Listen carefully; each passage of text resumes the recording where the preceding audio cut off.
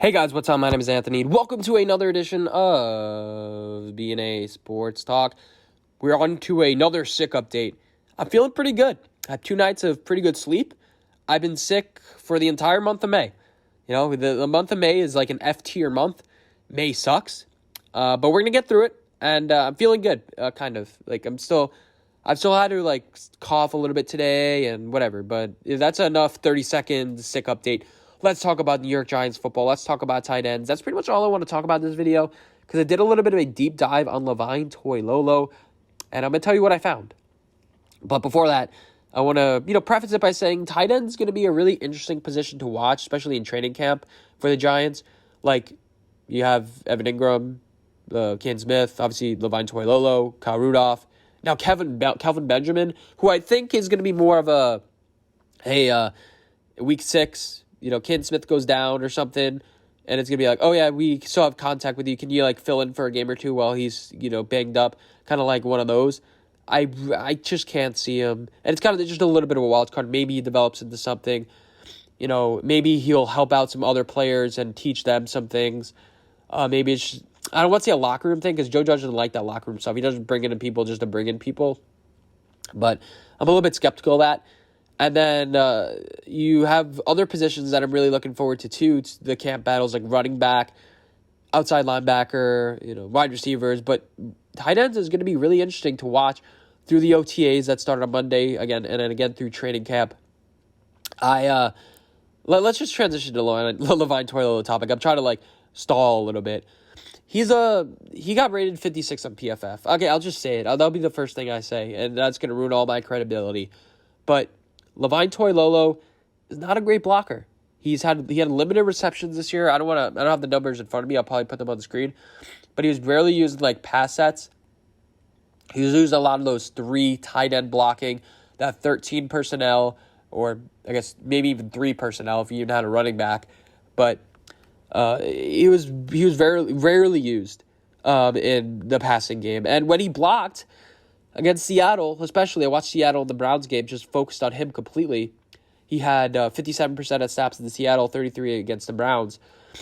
It seems like I didn't have any wow plays. Not one play was wow. I guess that's not what you really want a tight end, but he's slow to get to the blocks.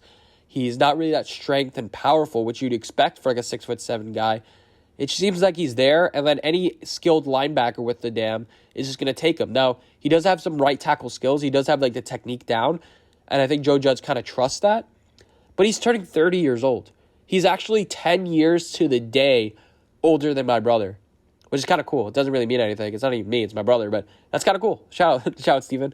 But, I think he's just old, and I don't really see any upside with him coming now. But Cant Smith, we saw his snaps actually. It's not really, I'm going to call it increasing throughout the year, but his special team snaps went down and his regular snaps started going up throughout the year. It started off with his first 4 weeks, it was 43, 48, 31, 35. And then the last 4 weeks, you were in the upper 40s and 57% and 66% against the Seattle Seahawks.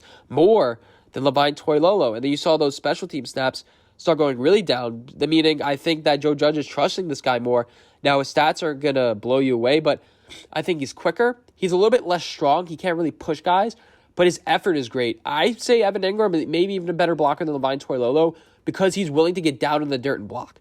He actually is willing to. If you actually look at it, the dude, he scraps and claws and fights. That's why I think Joe Judge really loves an Evan Engram of the world.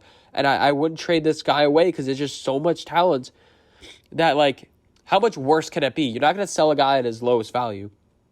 It's not like coaches where if your coach sucks, you get rid of him. But if a player kind of sucks and you already have a lot invested in him, you kind of want to keep him because it's no harm, no foul. The coach is actually going to hurt you. You can't really bring competition for coaches. I guess you can, but you can bring competition for players. Cant Smith, 112 yards, 18 receptions, 85.7% catch rate. I like his speed. And he has a special connection with Daniel Jones. Remember, the Washington game, 2 touchdowns in that game. And he did get COVID-19. I'm not sure if he had it, But he had COVID in the middle of the year. Maybe that had something to do with it, just a little bit. I don't know. But his numbers didn't really go down per se after that. But he only had like 1, 2. His max was 3 receptions per game. And, so the tight end spots for me at this point, it's going to be Engram, Cant Smith, and then Kyle Rudolph is going to be that red zone guy. I'm so glad that I didn't call it, but I'm like, there were rumors it was either going to be the Browns or the Colts, and I didn't make a video out of it because I'm like, oh, if it's either going to be that team or that team, like that's what the rumors were, because I was following it a little bit because I really wanted Kyle Rudolph because of his ability for 50-50 balls and just his gluey hands. But like we got him, and that was just great. He was a great addition to the team. I just think Cant Smith offers a little bit more than Levine Toilolo. I think Toilolo was kind of a stopgap piece, but which is why what's the word I'm looking for? Like flabbergasted why we gave him an extra year on his contract. But yeah, the tight end position is going to be really important for dump offs. But we're spoiled with talent. It's not really going to matter in the end whether how many wins is Levine Toilolo really worth? Like it's not like we're getting rid of Devontae Adams for Aaron Rodgers. We're not really doing that much. And let me just quickly look up the cap, just because I'm curious, for Levine Toilolo. If we do cut him before training camp, where is he? So he's just so down the list. $950,000 in cap savings, $650,000 in dead cap. That's if it's pre-June 1st. If it's after June 1st, it's the same thing. Yes, and then we don't really want to trade him, do we? We're not going to trade him. But yeah, so that's the Giants' tight end position has not, I wouldn't say historically been important, but Mark Bavaro, Jeremy Shockey's of the world, and then it feels like a lot of tight ends with Eli Manning. He kind of had a good repertoire. He never really had, I guess, the guy he relied on, but he always relied on his tight end. It always felt like when he had a tight end to rely on, a guy that he can rely who could catch the ball, it'd be good. And now it looks like Evan Engram, he may be a little bit, I wouldn't call it lost. It doesn't fit because you got all these dynamic receivers now. You'd always be like, just put him in the slot. He's a good route runner. But now you have Kadarius Toney, who I guess effectively replaced Golden Tate. You have John Ross, Kenny Galladay now. Maybe Evan Engram is going to be the most used tight end. Maybe he doesn't fit. Maybe we do trade him. But I only see that, again, like halfway through the season where it's just like, oh yeah, this is kind of gone. Or he doesn't fit or something like that. But yeah, that's kind of a little bit of a tight end preview. How we're going to use them in the specific Air Coryell offense, I can't tell you. I'm expecting a lot of these routes. But yeah, I'm not expecting a lot of 13 personnel this year.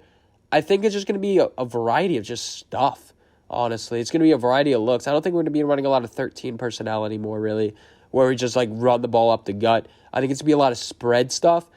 I think you're going to have a lot of, red zone packages featuring Kyle Rudolph. And then when you're in the middle of the field, you have Evan Engram out there. And then, when we want to run a little bit, you still have the Cant Smith. And then Kyle Rudolph is apparently working on his blocking, at least recent years. Because he realizes he's not that fast anymore. And he's like, yeah, I'll pick up another trade, kind of like Larry Fitzgerald. He's like, I'll pick up another trade. Instead of a wide receiver now, I'll be a little bit more like a tight end, kind of adjust as I age in my career.